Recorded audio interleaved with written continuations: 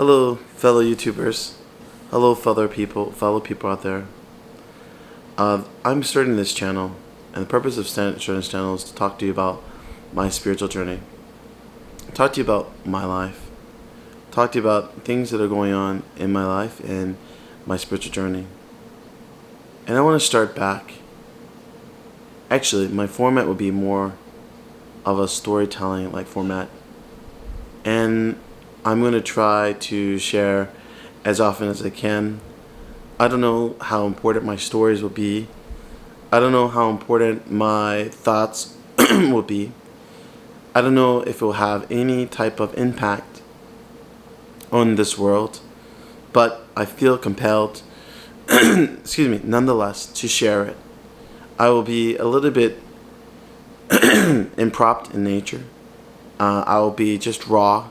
I'll be very honest, and I'll share with you from the bottom of my heart.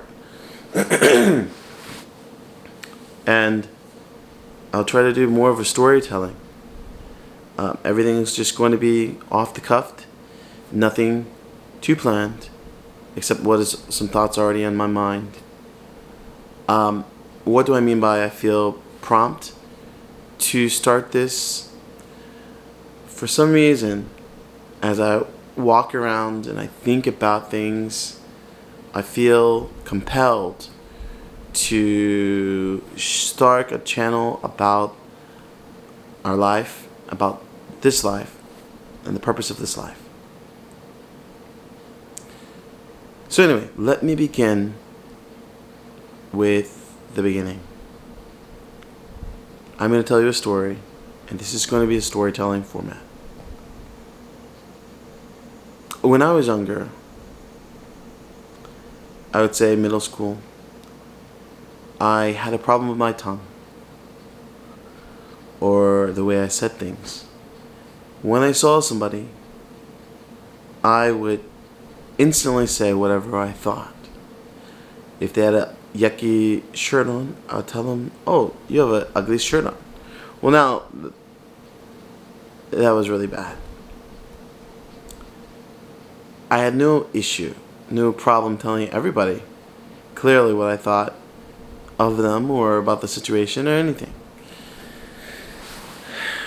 Actually, it's neither bad nor good. It is what it is. So, however, as a result, I got bullied a lot of times, and people didn't really like me. I didn't have very many friends, and constantly people wanted to take me outside and fight with me. So I knew I was going from, when I was graduating, I was going from a school, middle school, which was not too rough, because I kind of grew up in a rough area in Virginia. It wasn't too rough, but I knew my high school was going to be a very, very rough high school, a very scary high school. So maybe you have no idea what that means. There's a lot of crime and a lot of violence in my high school. So, not a good place to study at all. I mean, some classes were good, but it's kind of a rough environment. So I knew I needed to make a change. So I actually prayed to God, and I said, "God, please help me. Help me make a change. Help me change my attitude. Help me change my personality. Help me make friends. Please let me make friends." So, make me popular was my thing. Literally, I prayed to God, make me popular. So then, in the transition between going to middle school, junior high school, to high school, I tell you, in middle school, I remember even people that I knew that I thought were my friends, they say, "Hey, how are you?" and give them a handshake, and they did like a drop kick on me and made me fall in the dirt. People wanted to constantly say, "Let's go to the back of the building and let's fight at this time." Why do we have to fight, I don't even know you. It's just really, really horrible. So, in between the transition to going to high school, I attended another camp, summer camp. And keep in mind, I told you I prayed to God that He would make me cool.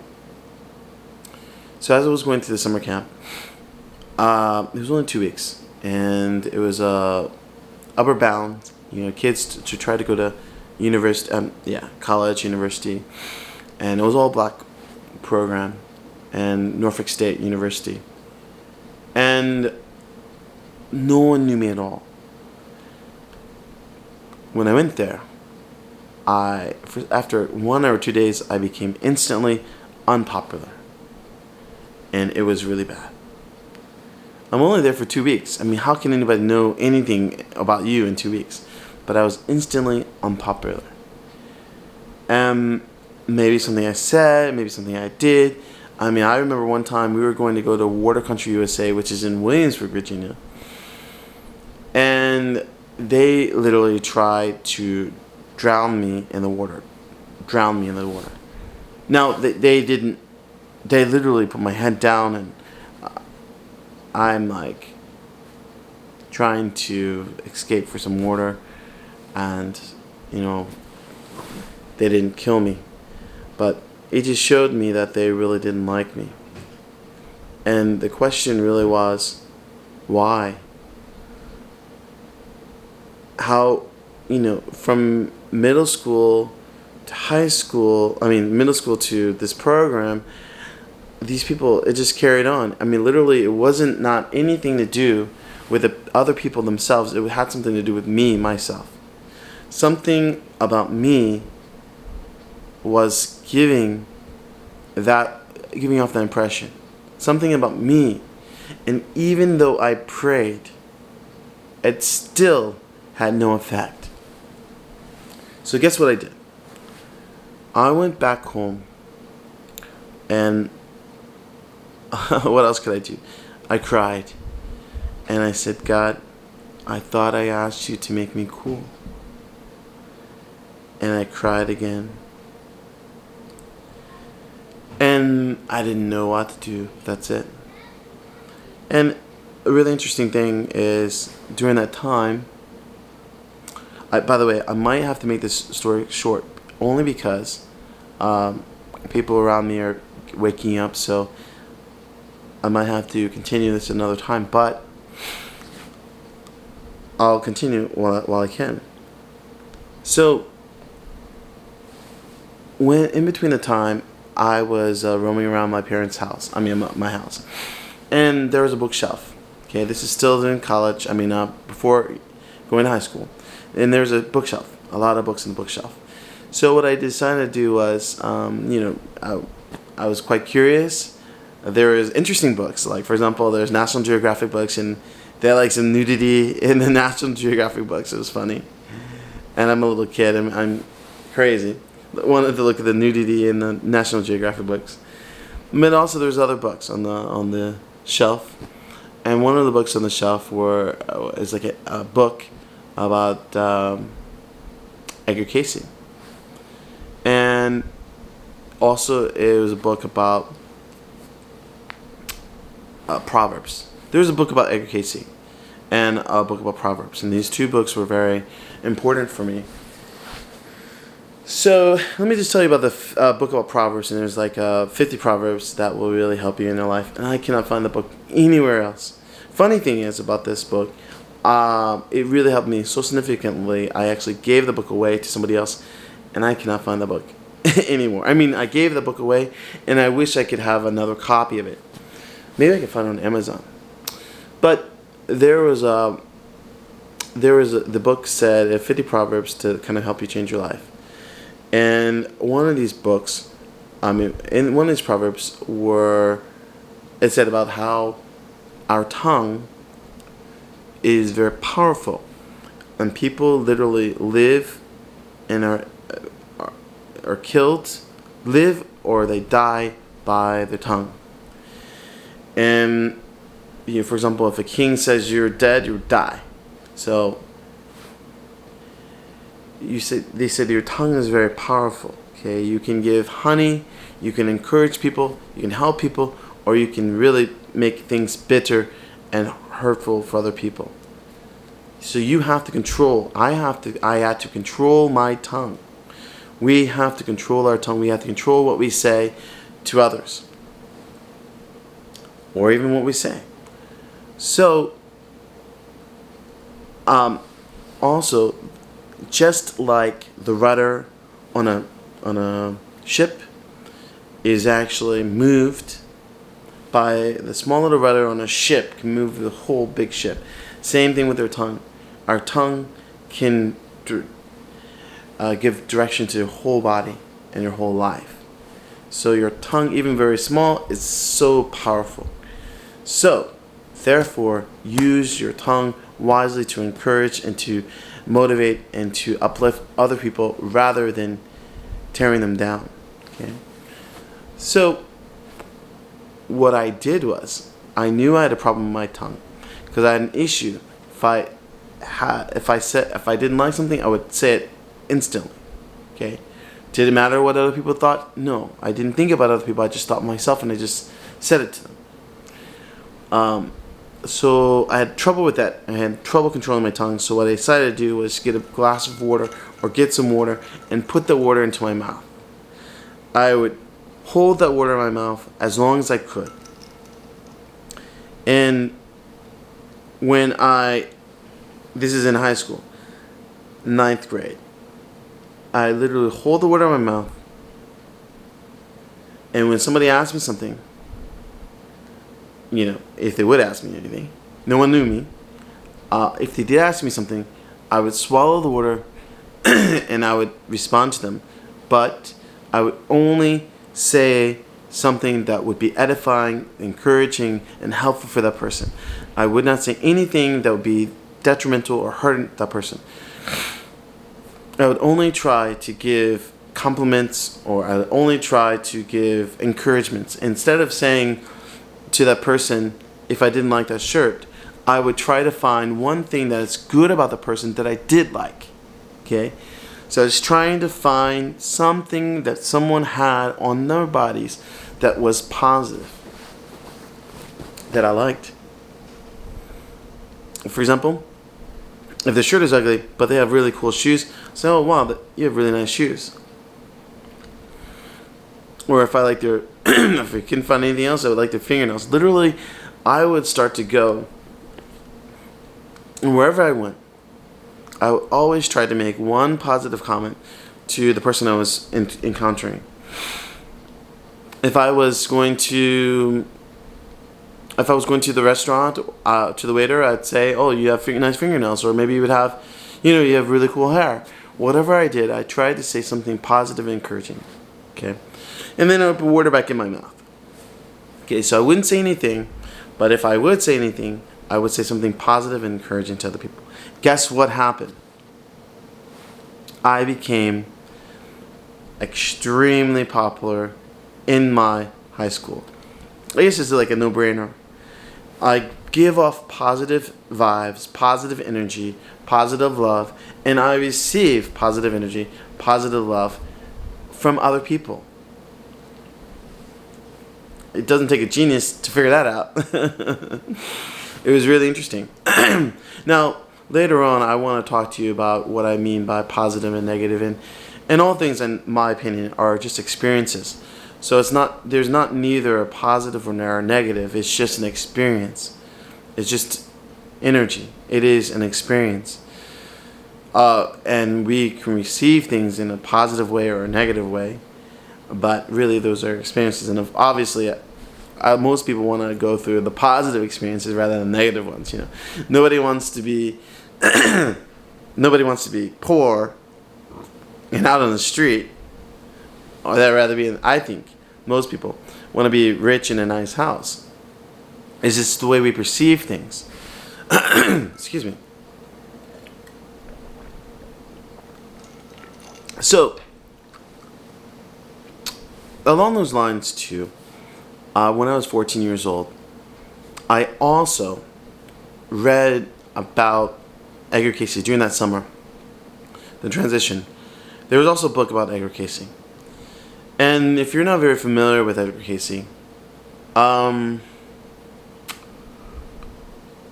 it was really interesting. There's a gentleman from Virginia Beach, and I don't know exactly, how I can actually say it, because there could be some controversy about Edgar Cayce. It was a kind of like a sleeping prophet.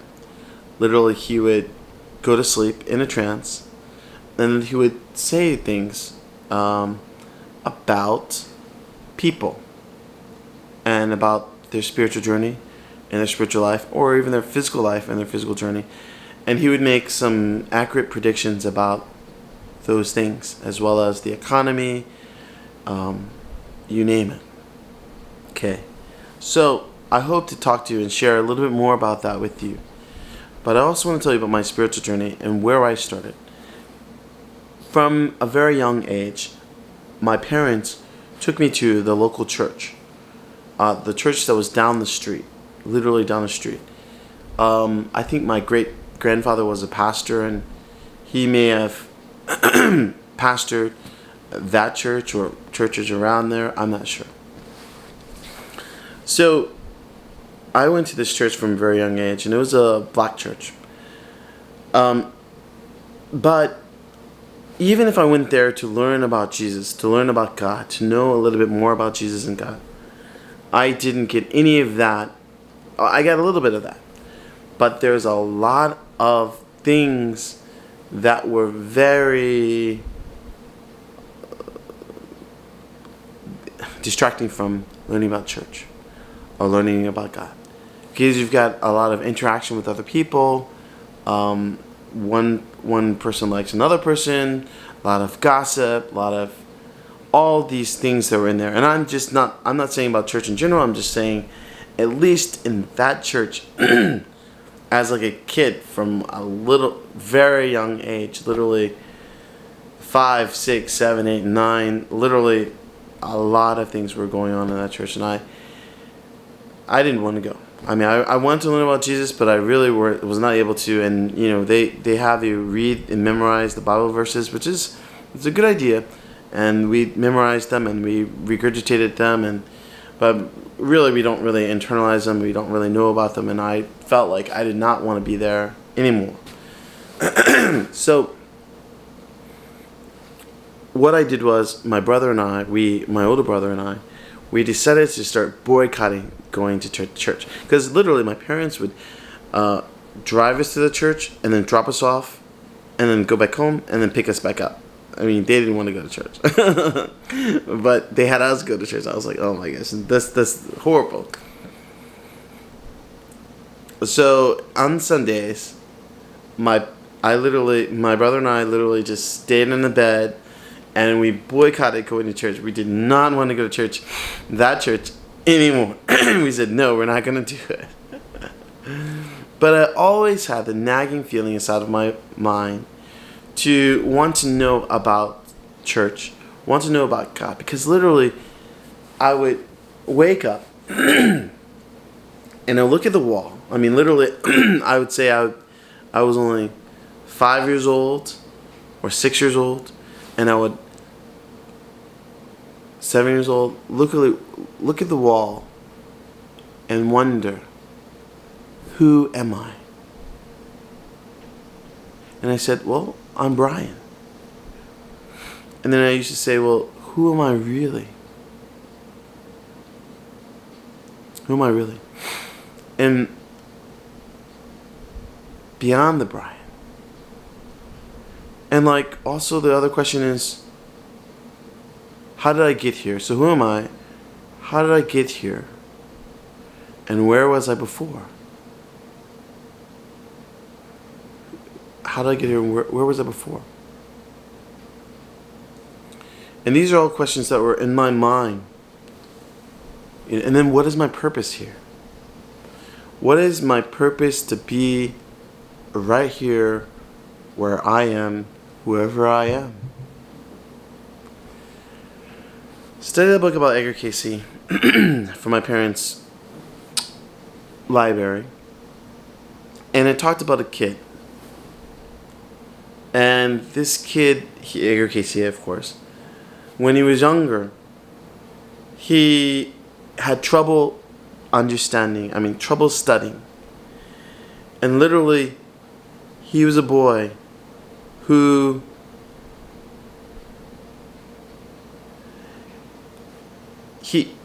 one time he was studying with his father, as far as I understand, and as he was studying with his father was prompting him, or his father was questioning him, and to regurgitate some information, whatever he read, or memorizing how to spell some words, and he couldn't do it, and his father, I think, hit him, and Edgar Cayce fell down into like a trance-like state, or got knocked out. And as he got knocked out, he had like an angel come and said, "I'm going to help you study. I'm going to help you to memorize the information." And literally, his head was on the book, and then when he woke up, his father again prompted him for the information, and then he was able to regurgitate every single thing, how to spell everything on the book, and even things that he had chapters he not even read. I thought that was really, really amazing. So why is that important? Because as a young boy, about that age, going to middle school and going to high school, it's a lot of things are about the grades, a lot of things about school, and focusing on school. I mean, not for everybody, but I mean, for me, it was about knowing about the grades. And I was not really a really good student. I mean, literally, in middle school, they had placed me in LD classes, learning disabled classes, in middle school, and it was absolutely crazy. So I knew that I needed to make a big change if I were to go to university. I need to make a really big change in my school, my grades. So from high school on, I want to make sure that I'm going to do extremely well. So it was very important to me to be able to study and understand and regurgitate the information from the test, okay? So as a little boy, maybe I was 11 years old, I really wanted to, maybe 11, 12, I really wanted to be able to have that same ability and have an angel help me when I go to sleep to help me study for the material. So I was really interested in Edgar Cayce and Edgar Cayce's life. So I said, how did Edgar Cayce do this? Well, what it said, it talked about Edgar Cayce. He read the Bible. He read the Bible often, back and forth, and it almost like seemed like he really internalized the Bible. So as a young boy, so that's what I did. I said, okay, I'm going to try to follow his steps, and if I can follow his steps, I can become successful.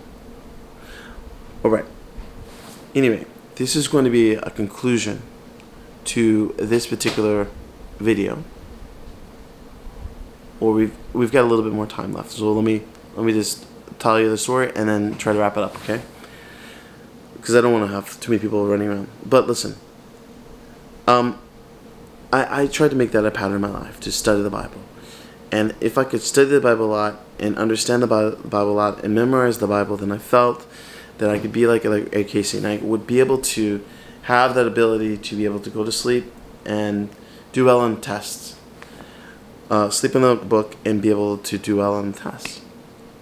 So in my study, so I stopped going to church, and my local church, and I focused on studying.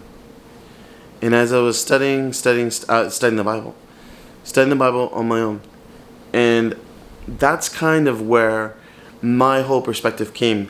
I don't come from necessarily a church background.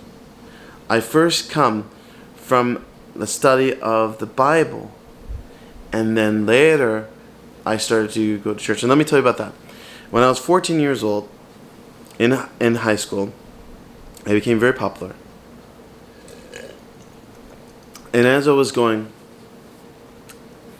to high school, I ran into a girl.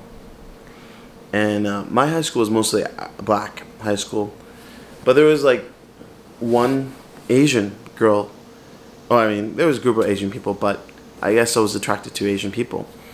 And so I asked her, so what is your, want to be your friend, and introduce myself, and hello, kind of like, hello, you look a little strange and new and different. And I asked her, so what does her father do? What does her father do for a living? And she says her father was a pastor. So I said, wow, that's really interesting. I want to know a little bit more about God. I was curious, and I want to know a little bit more about God. And that was based upon all the material that I've learned in the past, all the Bible that I've learned, and I studied about, and I want to know more about God, and I want to know more about religion per se. So what we did was 1 week later, she said okay, and 1 week later, she didn't take me to her church. 2 weeks later, I came and asked her, hey, can I go to church? And it didn't happen. And then 3 weeks later, I said, hey, wait a minute. Can you please let me go to your church? She said, okay. Finally, she let me go to her church. So when she took me to her church, we have to keep in mind, these in between the 1990s, 1991, 1992. And there was a lot of, if you remember, racial tension.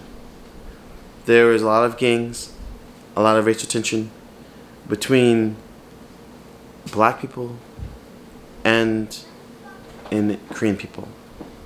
So listen, I'm going to stop at that, and we're going to continue another day.